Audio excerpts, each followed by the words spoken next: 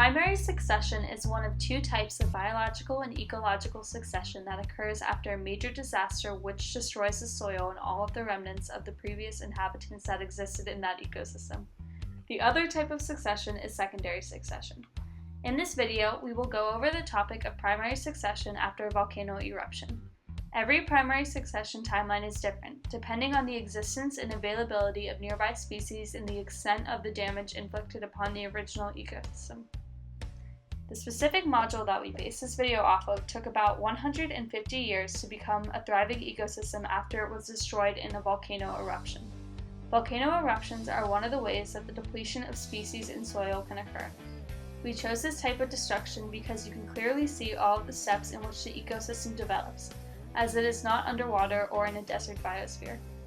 As the volcano erupts, the molten lava spreads down the mountain and destroys everything in its path, including the trees and wildlife below in a fiery blaze. After this, you can see that there are no remaining species in the ecosystem. The ground is covered in a thick layer of hardened lava that forms rocks in which plants are unable to root. About 75 years later, fungi and lichen begin to form on the ground. This is the first step in primary ecological and biological succession. This is a very important step because when the lichen and fungi die, soil is formed from their detritus. The pioneer species, such as these, combined with abiotic factors such as wind, begin to shape the environment into something that will eventually become an ecosystem. The next step needed in order for our environment to become a proper ecosystem is for vascular plants and animals to move into the region. Bees are one of the key players in this process, carrying pollen from other plants to the environment. Since bees are polyphagous, many types of different plants will be brought into the ecosystem, providing species richness. The plant diversity develops in three distinct layers.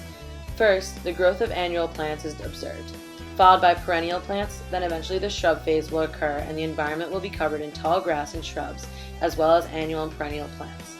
When the plant diversity is great enough, animals will begin to migrate into the environment and find their individual ecological niches. When enough plants and animals are there, a thriving ecosystem will begin to develop. This takes about 100 to 120 years. After 150 years, the ecosystem will finally reach a level of normality. Fully grown gymnosperms will become prevalent in the environment, which is the last piece in the puzzle. Secondary succession is generally caused by an event that damages the habitat by clearing vegetation and animals in an ecosystem. It typically does not disturb the layers underneath the ground, leaving seeds and some roots intact. This is why it is much faster than primary succession, as it is easier to recover when there is a base to build from, rather than close to nothing. In this case, we recreated the events if a fire were to occur in a forest, clearing soil, plants, and many habitats. In year zero, there will be mainly nothing except ash. Underneath the top layer of ash, there is still a layer of fertile soil. In fact, during the fire, there are several changes that the topsoil undergoes. There is an increase in carbon, nitrogen, and decrease in the overall pH of the soil. Within years 1 and 2, however, annual plants would be visible in the area. The most common examples of an annual plant are weeds similar to those that may grow on a house lawn. In years 3 to 4, grasses and perennials will begin growing. These annual plants, grasses and perennials, are known as pioneer species because they are the first ones to appear, or reappear, in the ecosystem. From year 5 to 150, the ecosystem will regain many of the plants it had before. These are the intermediate species. Around 150 years, the ecosystem will appear very similar to before the disturbance had occurred, and is now referred to as the climax community. This includes mature oak trees and hickory trees.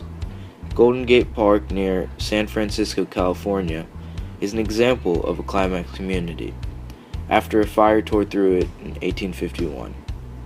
The climax community is the last step in the process of secondary succession and is also the most stable.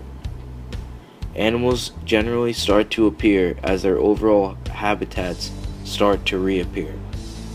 For example, animals who are primary consumers generally appear first to consume the plants that have reappeared. These are known as herbivores. Next, the secondary consumers would come in to consume the herbivores, and tertiary to consume the secondary consumers, and so on.